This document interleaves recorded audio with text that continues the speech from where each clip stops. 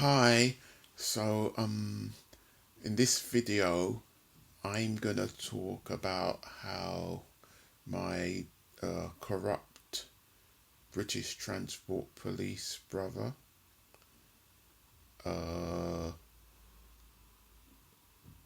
schemed against me and went as far as committing fraud and also perjury, perjury is where you lie to the court on oath, you swear a false oath, or you lie on oath to the court. And he did that to Manchester High Court. So he committed fraud and perjury in order to be the sole executor of our late mother's will, even though she made me an executor in her will, as well as him and our uncle, who's her brother, and he was living in London when she made the will.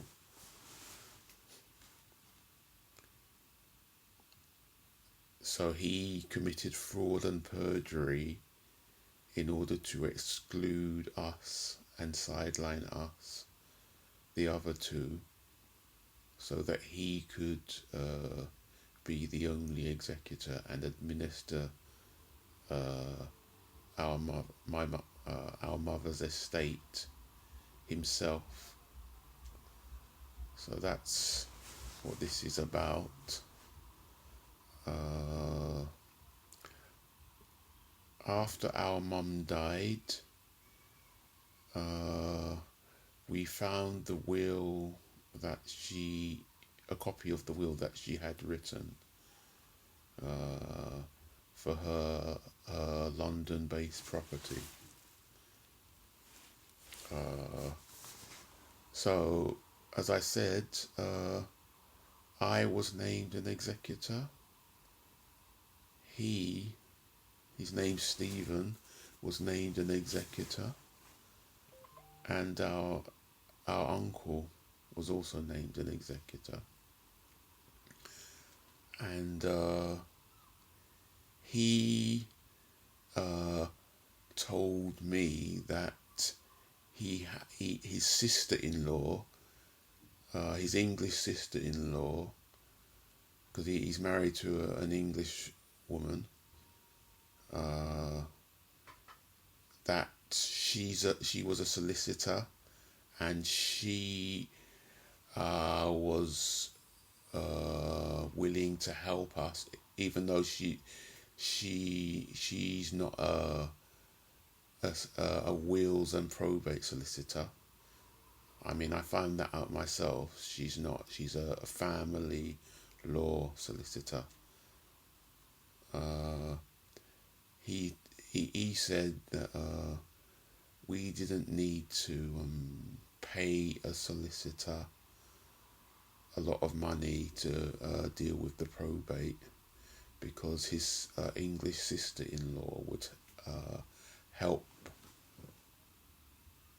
us, and he said we would only need to use a specialist probate solicitor for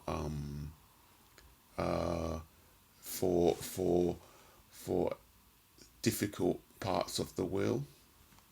He didn't say what they were, but he said for difficult parts of the will, So then the next I heard from him is that he told me he's gone to he told me that this sister-in-law of his had found someone that could help us with the more difficult elements. But the idea was that there wouldn't be much difficult there, and that that solicitor would just help, just you know, even if we needed his help, we would just use his help a bit, so it shouldn't cost much. It shouldn't charge much, you know. But the next I heard is that he came to me and told me he has been to see this specialist probate solicitor, and that he had been with his sister-in-law, whose name's Emily. That's a bit strange. Why didn't he tell me beforehand and bring me along? You know, I'm one of the executors. But he came and told me that he had been to see this specialist solicitor with his sister-in-law. And his sister-in-law, by the way, she didn't write my mum's will. She had nothing to do with it. She didn't know anything about it. She's not named in the will, you know, as a beneficiary. She's not named in the will at all. Obviously, she wouldn't be. I mean, I don't even know this woman. I've never met her. I may have bumped into her at some concert where she may have come with him and his wife, you know. But I don't know her. I've never met her, and yet he didn't take me to see this this probate solicitor,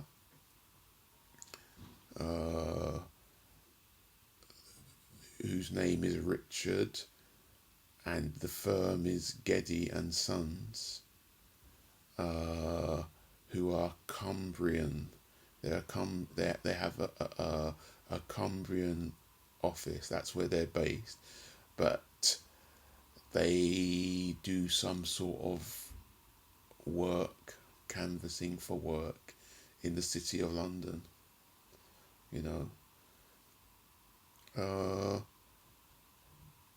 So why did he go without me, and why did he take his sister-in-law that isn't even mentioned in the will?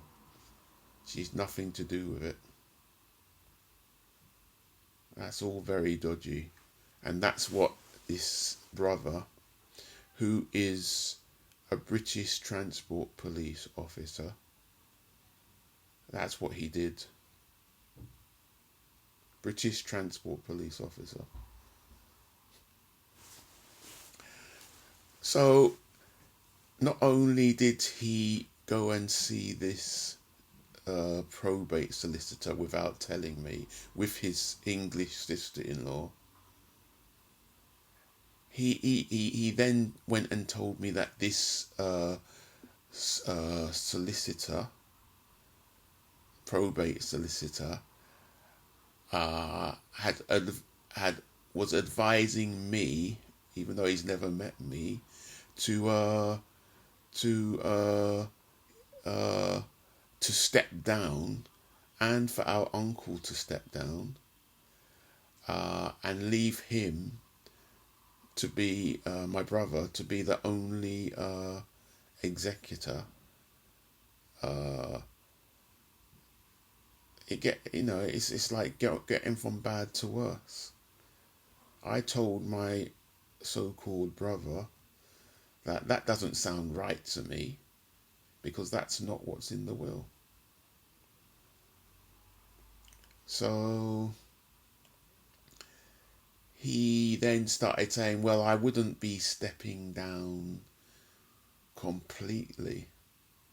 That's what he said. He said he gave some sort of vague excuse, you know. So all this stuff, later on you realise what a crook he is, and that he was acting dubiously right from the start, and dishonestly, you know.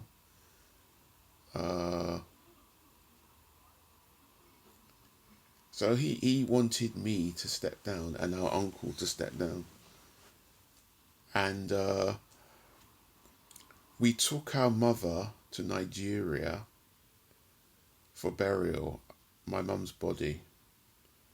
And while we were over there, this so-called brother was behaving to me in a way that I found even more distrustful and dodgy and suspicious, you know. And while we were over there, I told him that I'm not going to step down as an executor because that's not what's in the will. And he didn't like that. I don't know why, but he didn't like that. And I stayed in Nigeria longer than him. He came back to the UK. He only stayed about a week, and he came back to the UK, and I stayed there to look after affairs over there, because my mum had property over there. She had property over there. So I wanted to see how things were. I wanted to see what the condition of the property was, and spend time there. And while I was there, this so-called brother took the chance to become outrightly hostile to me because I said I wasn't stepping down as an executor. He sent me a series of 3 rude, nasty, abusive texts in quick succession, and dishonest as well. And then he cut off contact with me by changing his number without even telling me. I only found out that he had changed his number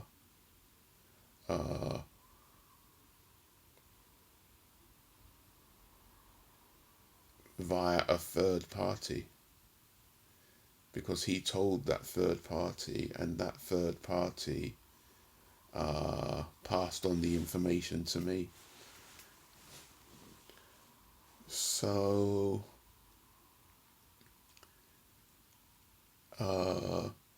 this so-called brother, while I was in Nigeria, he then instructed this probate solicitor, who he didn't take me to, who I had never met, who I have never agreed that he should be dealing with probate. After all, my brother said it was his sister-in-law that would help us. He went ahead and instructed this probate solicitor of Gedye Sons to administer my late mother's estate without consulting me, without getting my permission, anything like that. And he didn't even inform me when he did it. Instead, this firm started sending me emails when I was in Nigeria. But I don't even know them. And this brother was not answering my emails. This brother was not keeping me in the loop at all.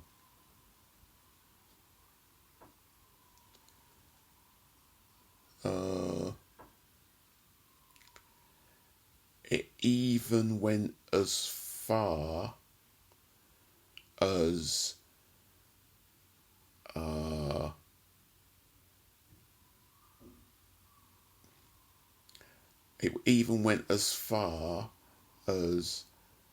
this firm sent me some dodgy, nasty emails.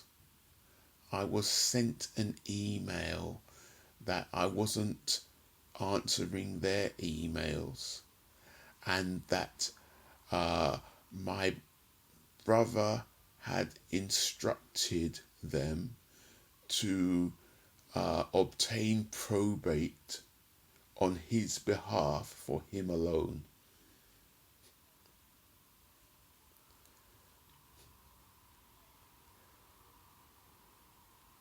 It was shocking. All this was from him. That my brother had instructed them to obtain probate for him alone. That is a roundabout way of saying they were going to exclude me as an executor. They were going to take me out of the loop. How can they do that when I've never given them consent to even deal with this? You see, I didn't know that this is how crooked probate solicitors act to basically exclude and sideline executors that are legally named, legally in the will, when they're not even named in the will, especially since they didn't even write the will. You know,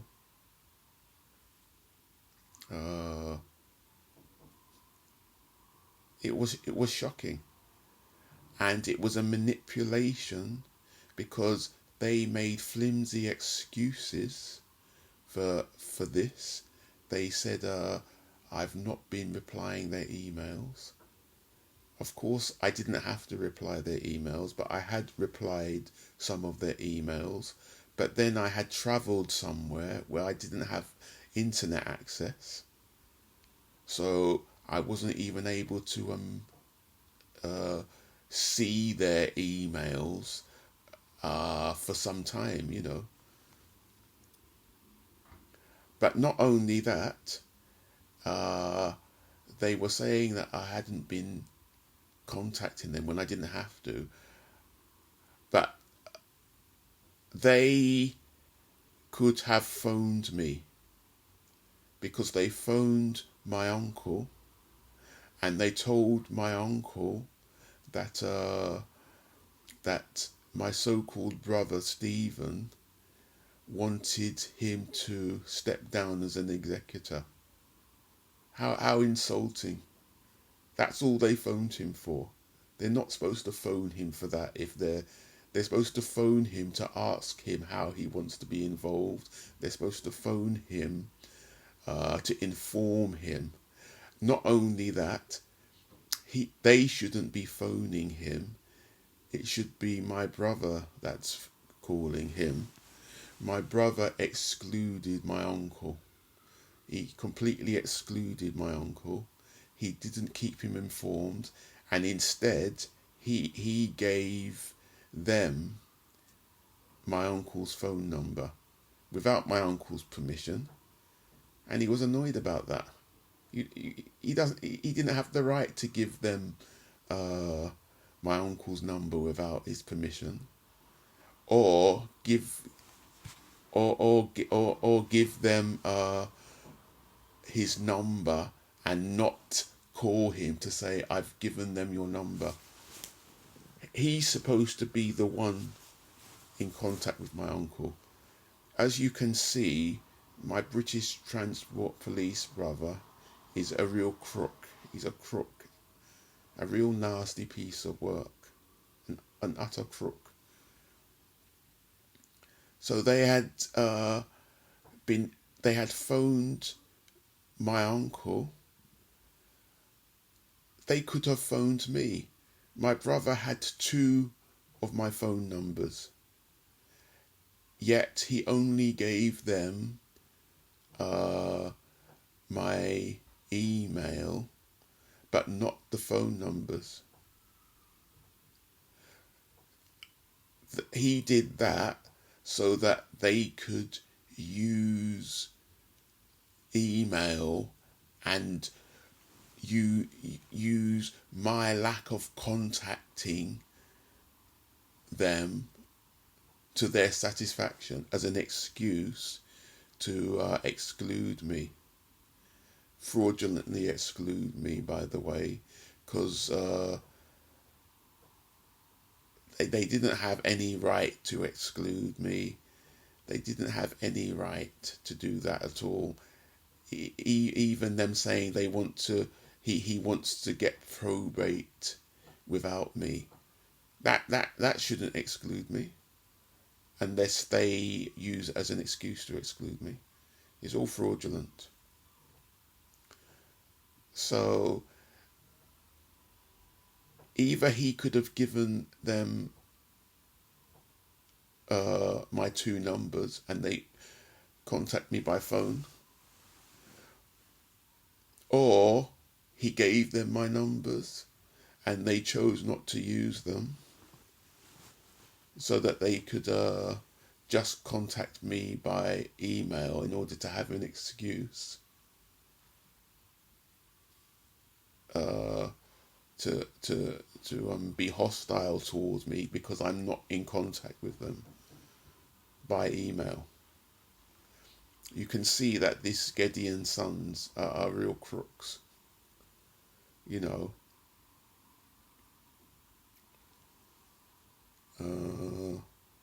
So that's that.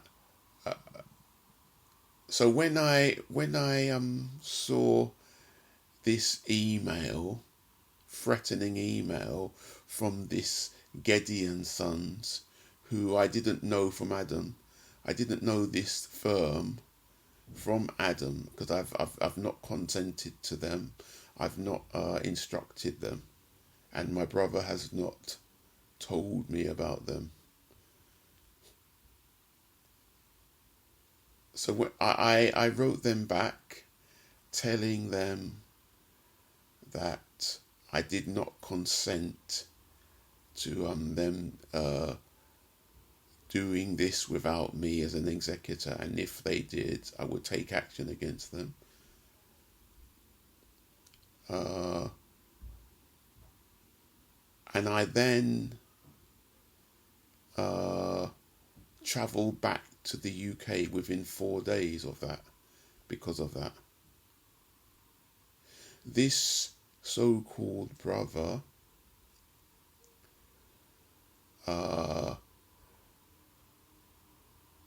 contacted them in order to encouraging them to meet with me about the estate. I know because I saw some notes in the in their statements. They have statements of what they, they make a record of emails and communication so that they can charge for each one, So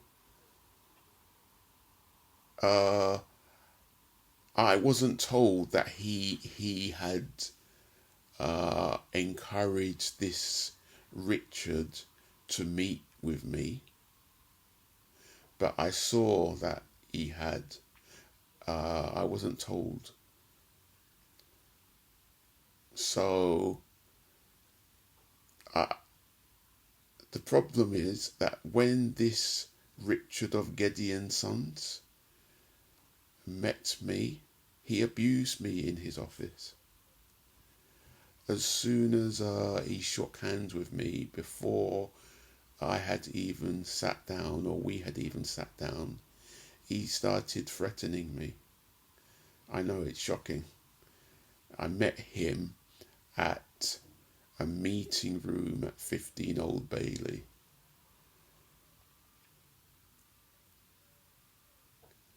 He started threatening me. And all this is to do with this so-called brother, Stephen, or Bio's his Nigerian name.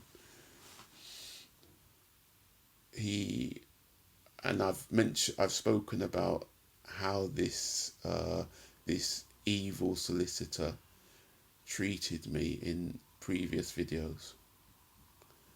So all that's to do with this so-called brother.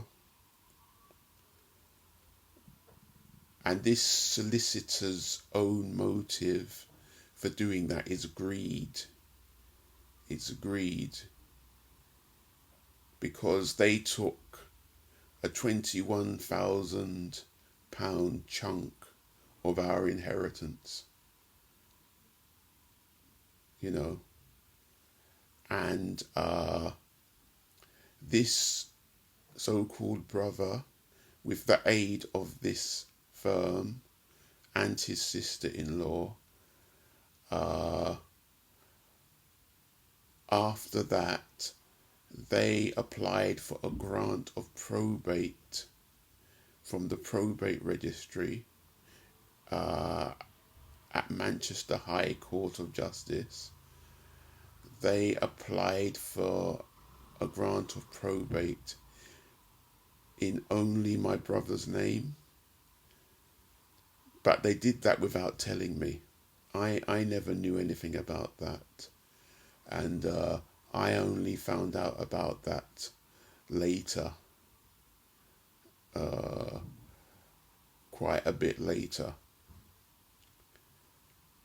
And they used the fact that they applied for and got this grant of probate with only my brother's name, my name not there, my uncle's name not there.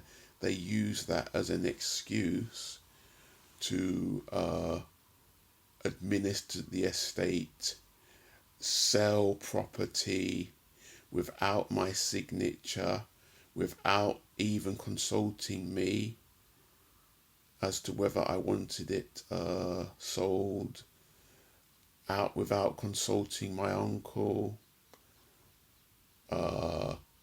It was just my brother, this firm, this Richard of Gedye Sons, the probate manager of Gedye Sons, Mark, who was the one who phoned my uncle in Nigeria and arrogantly told him that my brother wanted him to step down. And then also this English sister-in-law, Emily, all involved, me not involved. And this brother not only got that grant of probate in his name only, he also, which is fraud, by the way, it's fraud, he also committed perjury. He committed perjury because he swore an oath that he had informed me and my uncle, the other executors, that he had notified us in writing of his intention to apply for probate in his name only, because they on the form it says if there are other executors that have not been named, they must be told in writing. And it says that in capital letters. I've seen it. So that's why they make them swear an oath that they've done that. And he swore an oath. British Transport Police officer swore an oath in writing that he had done that. He never did anything like that. He didn't inform me, and he didn't inform my uncle, and the Richard and Mark of Gedye Sons never informed us. They never informed us. Not only that, but the sister-in-law Emily was involved in the fraud and the perjury, because the oath has to be signed by a solicitor, has to be done by a solicitor, and the oath was done at the office where she works, the law firm where she works, Withers. I recognised the address, although it didn't say Withers. Withers. It said the address, which is 16 Old Bailey, next to 15 Old Bailey. Although they're no longer there. So I knew that, although I didn't see her signature there, I knew that she was involved, knowingly involved in signing an oath, helping him to swear an oath, a false oath. And she knows he hasn't informed me. So this is this brother. This is this British Transport Police brother. This is his behaviour.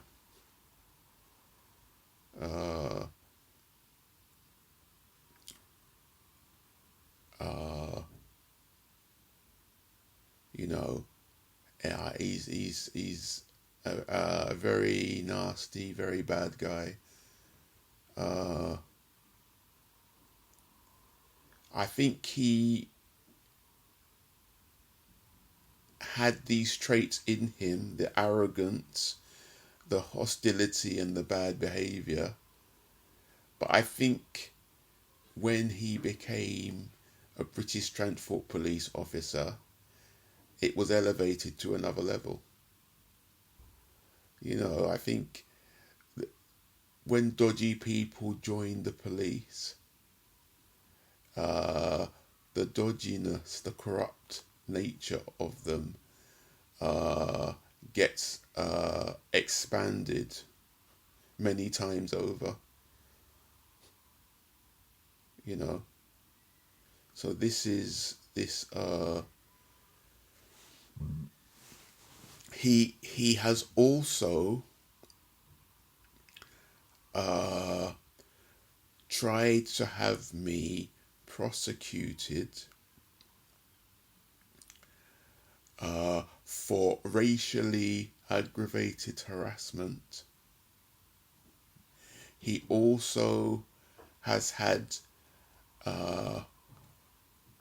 police from Essex Police and from London Metropolitan Police send me harassment emails, threatening harassment emails that I'm harassing him. I'm doing nothing of the kind. This is how police do.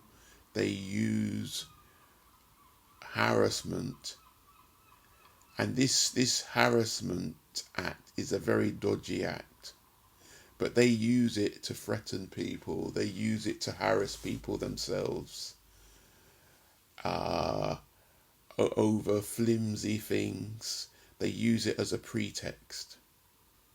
And he had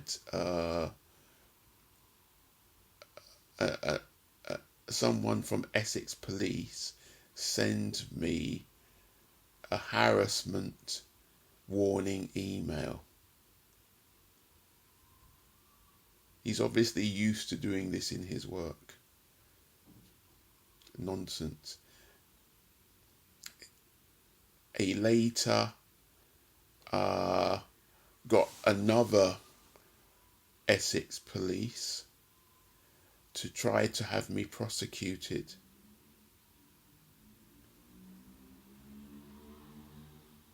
This attempt, I don't live in Essex, by the way, he lives in Essex.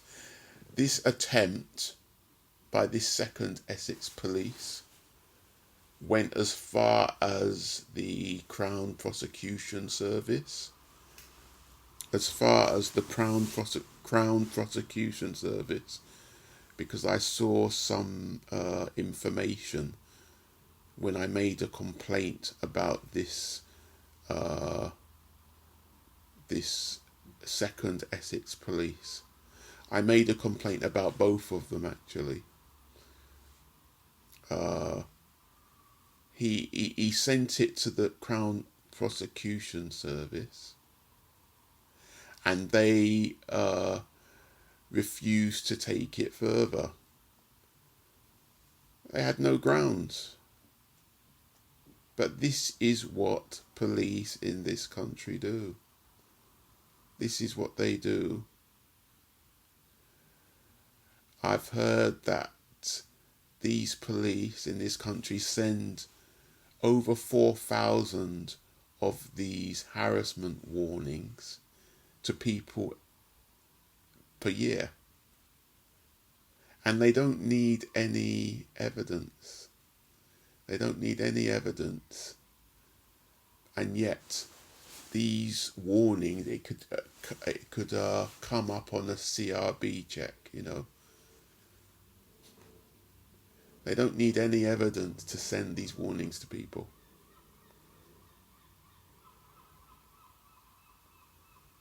So this evil brother who has made my life hell. I've had years of hell because of this brother and because of the people he's got involved. You know, this solicitor, Richard of Gedye Sons, that he involved with abusing me, he hasn't paid him a penny. He's used money from the estate to abuse me. He's used money from the estate. He hasn't paid him a penny. And this, I'm focusing on the brother. He hasn't paid him a penny. All the charges for all the abuse I've suffered have come out of my own mother's estate, which means out of my inheritance also, because, you know, a third of the money that these crooks from Gedye Sons, a third of the money that they were paid, the £21,000, is from my share of the inheritance, which means I have paid out of my inheritance to be abused and to have my life made hell. You know, so this is what they get up to. I will do further videos about what happened when I've made a complaint